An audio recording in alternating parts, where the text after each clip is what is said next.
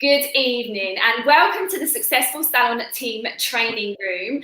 We are going to unpack something which I'm going to hold my hands up to tonight. This is not my bag. It's not my strength. It's actually the weakness inside of my business.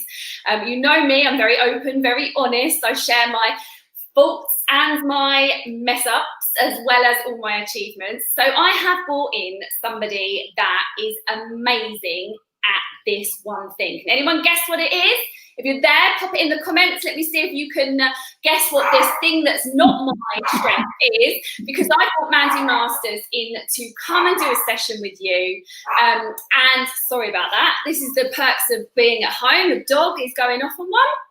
And we are going to talk about retail, something that Mandy absolutely champions inside of her business, that we could all do a lap dancing. Who put lap dancing? Reveal yourself. I'm actually not that bad. So Mandy, good evening. How are you?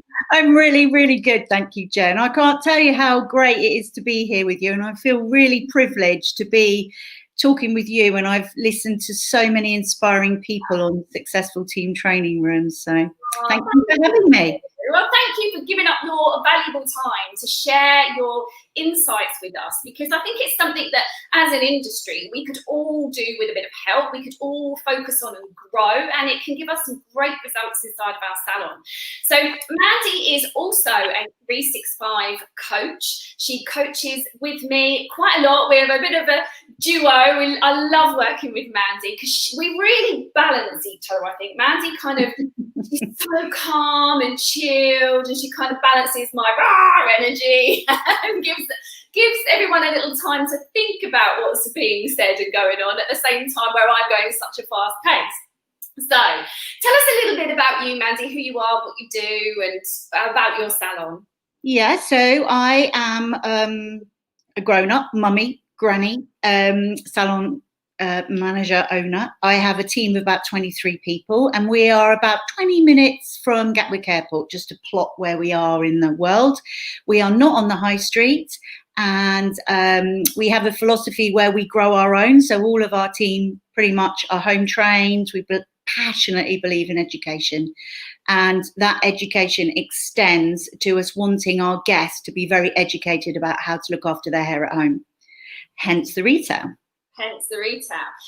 Why would you say that retail is so important inside of your business? Because I think it can be the sort of power tool that really can ramp up your business. You know, it's the team member that never goes on holiday, it never goes sick, it never needs any motivating, it's always there. And it can really, if you set yourself really clear goals, Jennifer Louise, it could be that it could pay your rent, it could pay for your education budget. You might say, well, I want it to pay for all my professional stock. I don't know. You need to set yourself some really clear targets as a whole business to know what you want it to achieve. But when I set out, a very wise man taught me that first sort of footage in your salon is the most valuable, and the average salon will look like they sell a couch, an armchair, a yucca plant. You know, they don't look like they're serious about retail right from the get-go.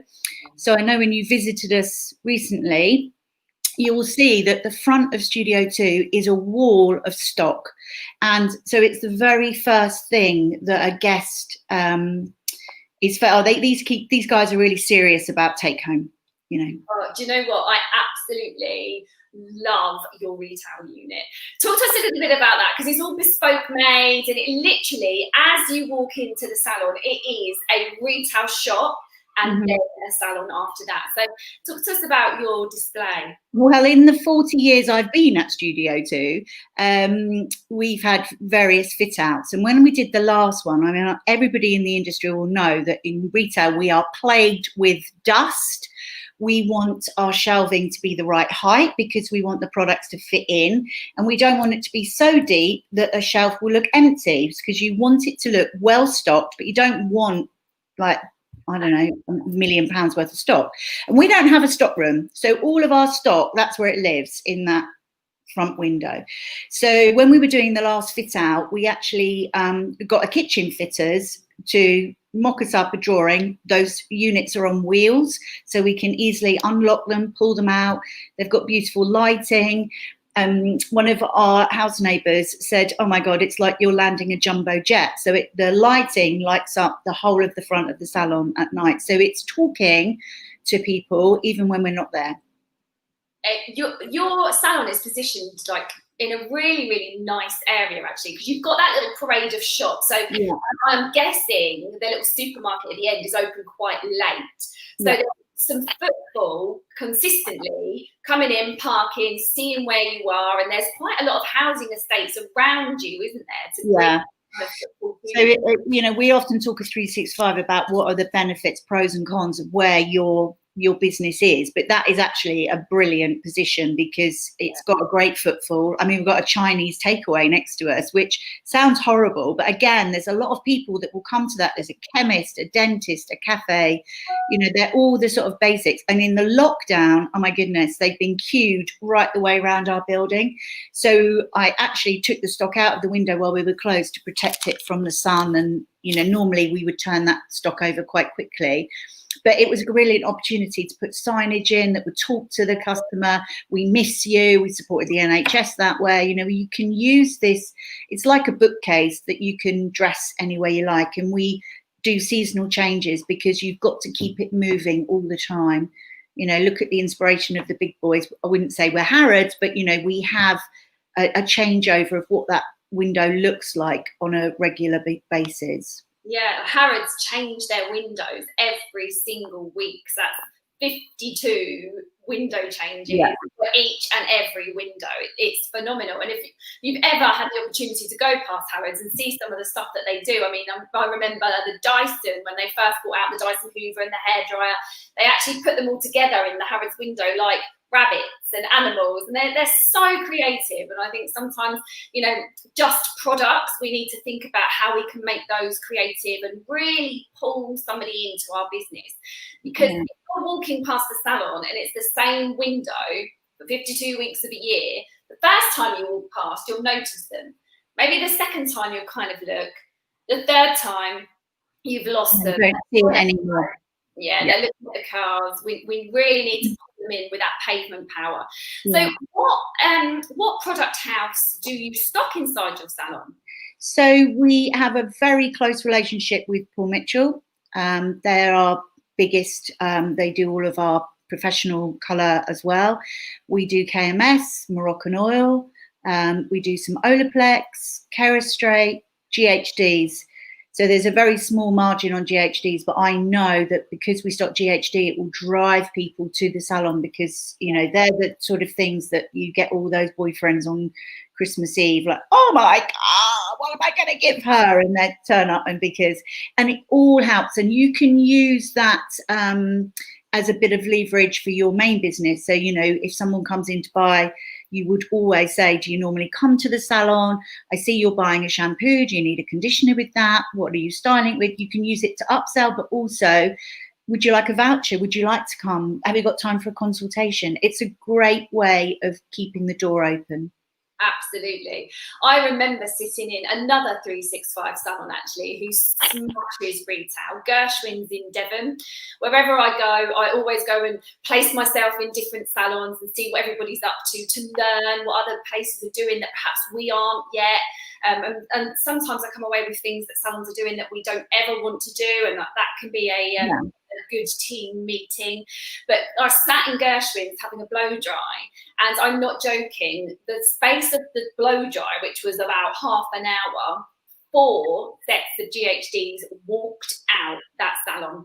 And I remember thinking, Jesus, like where my section was, it was literally the retail was right behind me, and I was watching the team go and show them around the retail area, take the GHDs off, show them the box, put it in their hand, let them feel it.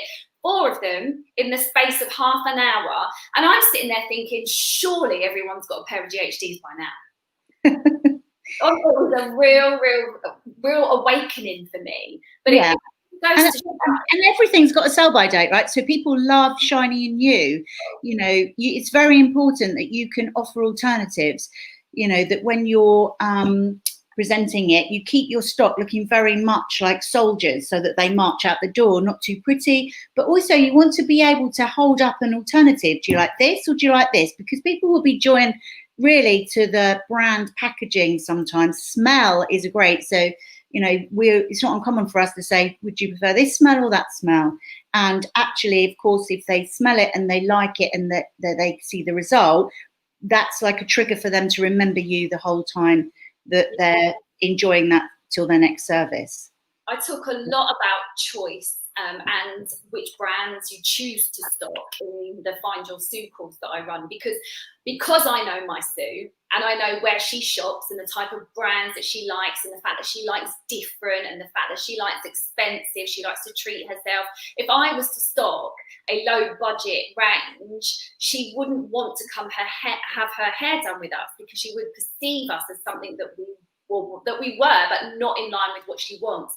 So I've really done a lot of thought into what does my ideal client want to see on the shelf, and that's what we stock. So I think you do that as well, don't you, Mandy? Yeah, because I think little surveys where you ask them, where do you eat, what sort of car do you drive, you know, where do you go for your holiday, so that you can build up a picture of them is really important. Tell me what you love, tell me what you hate, you know, and we'll do that on a regular basis, just those sort of 5 sort of areas of their life really. So you can get some idea about what they would want.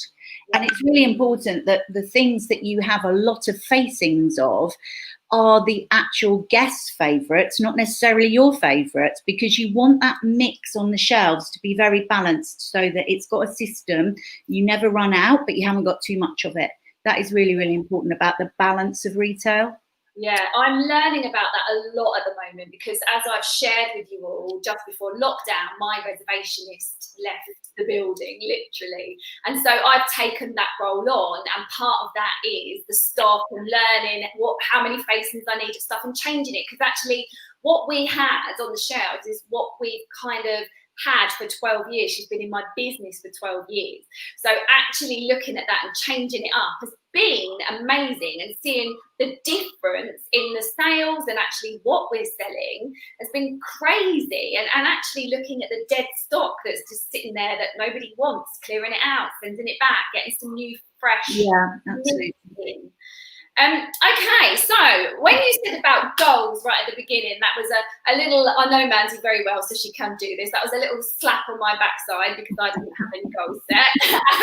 And me and Mandy were just speaking about it before we came on. But what's your goals, Mandy, in terms of your retail? What is it? So I definitely want it to pay my rent. I want that to be a big chunk that's done. We don't have to worry about that. And actually, you know, once you get there, you might want to add in your education budget, because we're really keen at education, and by building good relationships with your product lines, they will come and deliver a lot of education for you. So they'll do some of the hard work about making sure that the team are fully up to speed on the benefits of products, and then they can very easily and seamlessly slip away from selling to being the expert. So it's really important that they start every consultation with, tell me about how you look after your hair at home. What are you doing? Is that working? What can I fix? You're not selling anything. You're just listening and giving them a solution. But that is a whole sort of circle of education that needs a lot of energy for it. So the team actually learn the most by teaching. So that's a really important thing, that you've got a schedule of education for the whole year, and that they become ambassadors or, you know, masters of certain areas for you. So they deliver it. You don't need to keep having the energy. We were talking before about keeping the energy up for any education. You know, none of us are as clever as all of us. So, you know, the bigger your team gets, the easier the task is, really. The week before lockdown, we had some really good education. The team had to go away and learn all about the Our Poo Wild Ginger range. literally had to learn every single thing about every single product in the range. And then they had to come into my office one by one and pretend to be a sales rep and get me to buy into the product. So they had to put it in my hand. They had to get me to smell it. They had to get used to talking about the benefits of the product and what it could do for my hair, which was really good. And actually, my reservationist smashed it. I was like, she's so good. She really knew her stuff. So sad she's gone. But, bless her. But she used to go on all the education. And I think it's really key if you have a reservationist who is at the forefront, you know, she is the house manager of your business. If you're not sending her on education to understand the benefits, and somebody's coming in off the street, an over-the-counter client that wants something, and she can't deliver that to them with the benefits, and you're going to miss a sale. You know, it's really important. You are. A great education, actually, just a little top tip that worked really well for us. So it's probably not so easy to do right now, but in the future, it's a really good one.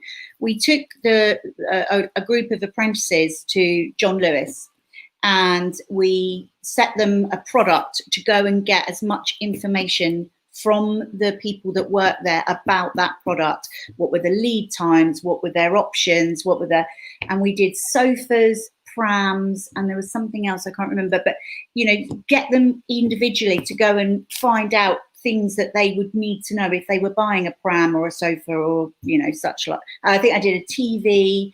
You know, you can have 3 or 4 different things, and then they've got to come back, and the game is who wins, who's got the most information about something. And actually, you can really tell who your detail people are by doing that, because you can see, and it's quite fun to be doing something that's completely out of your industry. They learn a lot by learning what the other people are doing, you know. Something that I did with one of my mentors during lockdown was all around pre-handling objections. So when you're selling something, what objections could come your way? Now, I know that this is business talk, but actually we can loop this into retail sales, because if you think about it, my mentor got me to write down 100, and I had literally 4 hours to do this and get it to him. 100 questions that a client would ask me about a specific product. And when you start getting into it, and you literally, I couldn't stop until I got 100 questions down there. And then he said, right, now you've got an hour, go and answer them. And I had to answer them all. Like it gets them ready in your brain, so that if those questions are coming at you, you already have the answer, because you've already pre-thought that and got that ready. So even if you just do that and say the top 10 products and start getting used to handling objections and questions around sales, because I mean, we are the expert, like Mandy said, we're just solving challenges and pain in our clients' lives, but also there is a sales process that goes along underneath that we're sometimes unaware of it happening. So you educate your team quite a lot, Mandy. How often are you putting education in there for them? Well, right now with the situation that we're in, it's a little bit more difficult, but generally we would be doing team meetings every Wednesday morning without fail. And we aren't uncomfortable with extending those to 3-hour, 1 hours. We send them, you know, we welcome people in, but it has got a schedule normally for the whole year. We're really struggling at the moment because we've got such a small amount of team in any one time, and we have been doing some Zoom, but it isn't quite the same as being in the room and being able to do it, you know. So we're trying to work out how to get education right, to be honest, but we're in this for a bit of a long haul, so we are working on how to do that. But, you know, I think you were right when you were talking about the problem solving, because at 365, we really advocate something called a discovery event, and they will teach you, if you join 365, how to have a discovery event. But I think you won't really be able to get your team to understand what a guest needs to know until they've seen what they actually do. So, you know, you have all these sort of assumptions, because as a stylist, you know, right? So, but again, you don't know what they don't know until you know, if you see what I mean. So we would get a guest in a trusted, comfortable situation to show us what are your problems, and show us what you do. And one of the sort of funniest things I think I've that because you must be very respectful if people are showing you, of course. But this particular lady had said, I've got really long hair and I can't get it dry. So he said, okay, well, shampoo your hair and show us what you do. And literally this sort of like elbow length hair, she only washed her fringe. So she washed the fringe and then she started blow drying it, and we all had to stand back and were horrified because, of course, the hair wouldn't dry. You can't dry dirty hair because it's oily and it smells, and and no wonder she wasn't getting a very good result. And all she needed was to understand, you know, like the 5 rights: the right product, the right place, the right time, the right way. And for the right price for her as well. That's why I like the alternatives. And she was away. Now she can wash and blow dry her hair, no trouble. And all she needed to do was have a washing lesson. So, you know, sometimes those questions I will ask you, tell me about how you look after your hair. Do you wash it in the bath? Do you wash it in the shower? How do you do it? Do you use a jug? And it's amazing when you ask that kind of detail, what do people actually do? And in the same way as, you know, what tools, well, how do you do it? You know, most women think that we expect them to blow dry their hair up here off the top of their head. Well, I can't do that for more than about 2 seconds without feeling sick and giddy. But if you teach them to tip their head and blow dry their hair this way, those little tips, and they're limitless, aren't they, to the things that you can share with people, make the world of difference to someone. And I've had more bouquets of flowers in my career because I've helped someone look after their hair at home than I've ever got for the actual haircut. Because that's only a part of it for me. Our brand promise is we will teach you how to look after your hair at home. I think we assume a lot that our clients know how to use products, and my real epiphany awakening moment was there was 2. The first one was a client that had been with us for a very long time, seeing my then manager keep coming in, and I had sold her the last product and I was selling her this product, and I looked on the computer and I was like, you only bought a shampoo like 4 weeks ago, how are you going through it this quickly? And she actually had never been properly shown, which was horrifying, and we quickly had to rectify. But then I have the litre bottles of Paul Mitchell at home in my shower, and my ex-partner, like, he'd moved in with me, and this litre bottle that lasts me a year and a bit, like, it's brilliant. And about 3 months in, there was no shampoo left, and I'm thinking, where's it all going? And he had an obsession with the number 5. It was his football number, and he would sit there going 1, 2, 3, 4, 5 pumps of shampoo for that much hair. And I suddenly realised, Jesus Christ, like, he's living with a salon owner and he doesn't know how to shampoo his hair, because I had never coached him on how to do it because I just assumed he would know. So I think we have to be really mindful of assuming things for clients, and especially how much money they have to spend on products. You know, I remember a client coming in and having her hair done, and she was a mum of 4 children. The kids were climbing all over the salon, dirty faces, grubby buggy, like, and I made the assumption that she would not be able to afford products, so it felt a bit awkward, didn't have the conversation with her. And then when she got up to leave and pay, she went to the desk and took down the products that she wanted to take with her, and she took 5 products. I felt so ashamed with myself because I had judged her on her appearance. And you know, that could have been birthday money that she'd been given, or her partner could have said, go treat yourself. And yet I had sat there and thought, I'm not having the conversation because I don't think she can afford it. Yeah. And it's not for us to decide. All we're going to do is say, and I would always encourage your team to do it with honesty and integrity.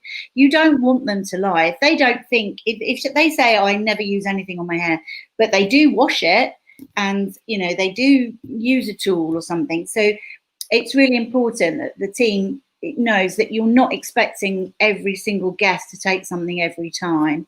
But they will need a lot of praise and recognition for when they are getting it right.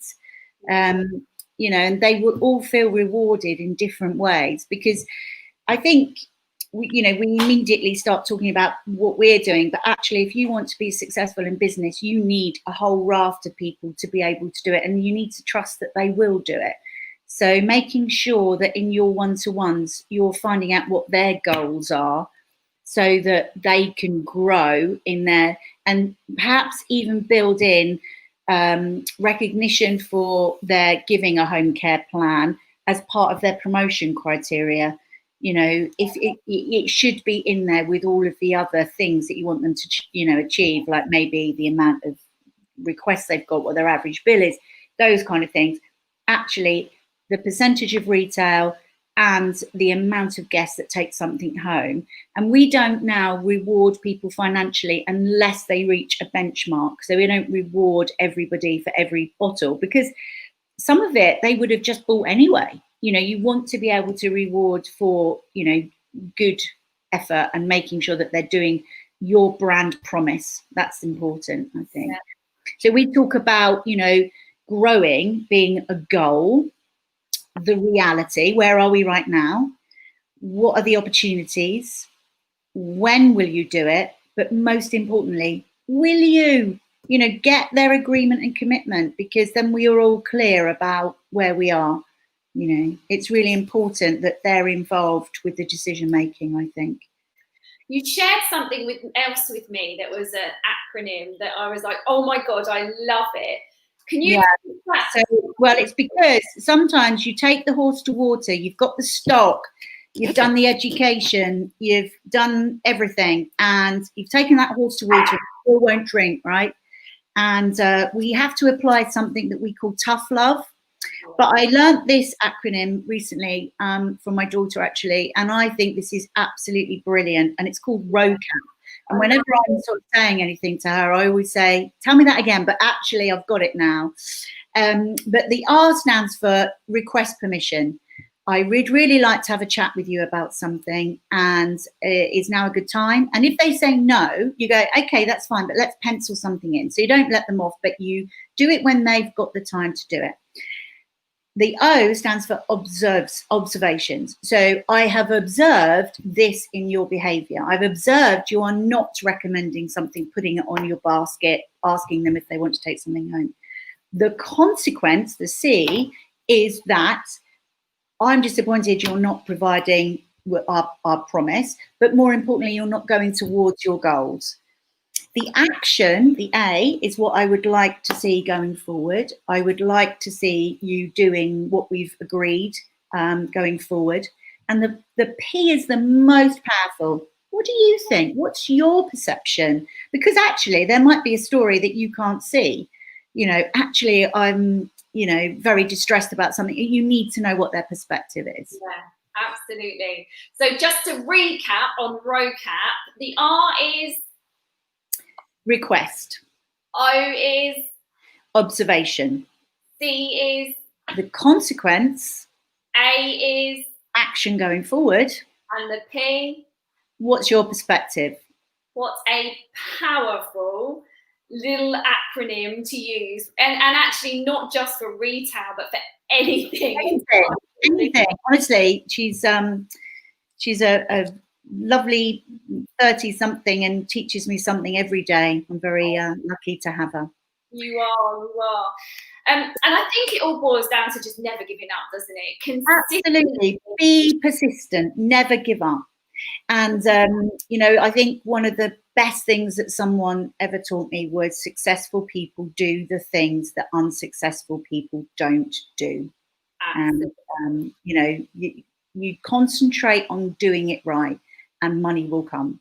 Yeah, I totally agree. So my goal, I've been thinking whilst we've been chatting, is my rent. So that's my first phase. I'm going to get my retail to pay my rent. So guys and girls, write in the comments, what would you like your goals to be in terms of retail? What are you going to use this training that you've just sat and listened to? What are you going to use it for to get inside your business? Like Mandy said, if you can get that to pay your rent, and we're talking about the profit on retail here, paying your rent so you have no rent outgoings, how much of a different position does that put you inside your business? Very, very powerful. So what's your next goal? Is that education budget after that? Yeah, but I mean, the sky's the limit. And I think it's really important to remember that you will, and it's as a retail thing, that you will only probably ever sell 10% of your stock holding. So one of the mistakes people make is that they buy some stock and they sell a bit, but then they don't buy more, because you've got to, if you want to sell £1,000, you might need to hold £10,000. You know, it's really important that you understand the volume that you need. You know, all of the systems of it is really, really important, really. Yeah. And having it all out on the shelf, like you said right at the very beginning of this training, you know, I do not understand salons that hold stock in a stock room. Like, that's just money sat on a shelf that you could either be selling, or not have tied up inside of your business, or using. Like, I just don't understand. And I think in the day that we're in now, most of us, okay, not all of us, but most of us have colour bars out on the shop floor as well, so that all the stock's out. It's literally on the shop floor. And you can keep a check on it, like I'm learning very nicely, really easily. It's just, you know, really easy, really simple. So, Mandy, is there anything else you want to leave us with this evening? Well, I would say spending time with you and your group. Successful people leave clues. And, you know, if you want to be successful, hang out with the right people. And Jen, you do a wonderful job at helping us hang out with the right people over and over again. You have summed up exactly what this Successful Salon Team Training Room is all about, because that is in a nutshell. It's about finding the people inside of our industry that's smashing a certain thing and then getting them in front of everybody to help us learn. So if you are somebody that has a massive retail percentage, or a salon that's doing a massive retail percentage, please do get in contact, drop me a message, because I'd love over the next 2 weeks to be interviewing you, so that you can share a little bit about your magic. Now, Mandy, you've got quite a high, I'm really like, whoa, to your retail percentage, because mine's nowhere near that, but just share with us what yours is. Well, so I do my system. I can't do my job without doing it right. So, you know, I'll ask questions, tell me about it, I'll problem solve. I've got a nice little basket that sits by the side of them. I put it in the basket when I'm using it. It's a show and tell. This is what I'm using. This is how much. This is where. All of that's going on the whole time, that commentary all the way through. And at the end, I'm never embarrassed to say, do you need anything? And if they do, they do. And if they don't, they don't. And if you do that consistently, I can keep it consistently at 36% of my guests will take something home with them. And that's the salon, which is a high percentage, isn't it? Yeah, yeah. Because you've got to set yourself something that you're trying to achieve. And we'll have, you know, within the team, you'll have people that are doing really well and then they're coming up. But actually make sure that you keep celebrating and rewarding. So one of our things that we do every 4 weeks when we're celebrating is care factor. Who's the winner? Who's got the biggest care factor? And I often don't have my own, because you want to celebrate what the others are doing. It's really important. And reward with, you know, perhaps think about, could you reward them with the products so that they can experience them for themselves? Yeah. They can use them as gifts. They can have it, because you can't expect them to understand it unless they can have it themselves too. But they might not be able to afford it. So they're great rewards, I think. Yeah, absolutely. To give you a comparison on Care Factor, and if you want to know more about Care Factor, then please do drop us an inbox over at 365, because, you know, Ken coaches that absolutely amazingly, and he will help you pay your rent with your retail. But to give you an idea on how my salon's doing compared to how Mandy's salon's doing, my Care Factor sits around 12-13%. My team is smaller than Mandy's, and you will have team members that are doing really, really high and some that are doing really, really low, and we're kind of merging them together. So just to help you kind of understand where where the two different salons sit, because I think it's important to learn. If you've got a low retail percentage, it's okay. So have some of us. It's something that we need to strengthen inside of our businesses. Yeah. And Mandy and 365 are the people that you need to help you do that. So thank you so much for giving us your time, Mandy. I really appreciate it. Hello to everybody, by the way. Fiona's on the call, Joanna's on the call, Liam. My goodness, there's loads that are coming up as Facebook user, and I don't know who you are, and I'm really sorry, but hello to you guys as well. Thank you for spending the time with us. We are across 4 different sites now. It's all growing up. So we're on the Jennifer Louise page, the Successful Salon Team Training Room. We're live over in YouTube and on the podcast as well. So hello to wherever you are. And if you're listening to this later on the replay, or many months down the line on YouTube, then hello to you as well. Still reach out on the links that we've provided, because we will still be there to help you. Take care. Have an amazing evening. It's so lovely and warm out there. Go and get a nice glass of wine and get ready to fire up your week as we all go back into the salon tomorrow. See you later. Thank you, Mandy. Mwah, mwah, mwah. Lots of love. Bye, guys.